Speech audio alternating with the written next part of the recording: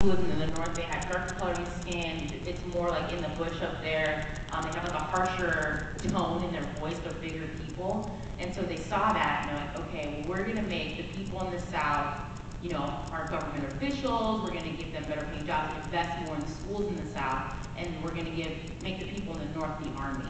And so from a long time ago, there's always this divide between the North and the South.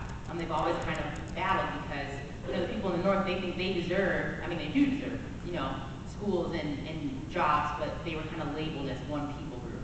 And so when this president, 23 years ago, came into power, he's from the South. And so the North decided that they were going to rebel. There's always been this conflict of one person coming to power and one group rebelling over the other. And so when Museveni came into power, the North were like, you know what?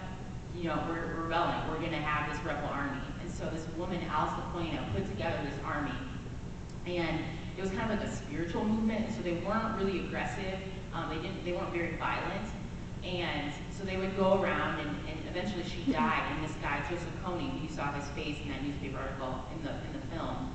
Joseph Kony took over this army. And when he took over, he started to use more and more violence. And so the people who were in the army, they didn't really like that because the people in the North aren't violent people.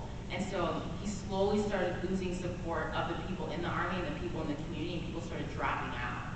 And so here you have this leader who's, you know, has this army, people are dropping out. He's like on a power trip, and he wants to continue this army, supposedly fighting the Ugandan government.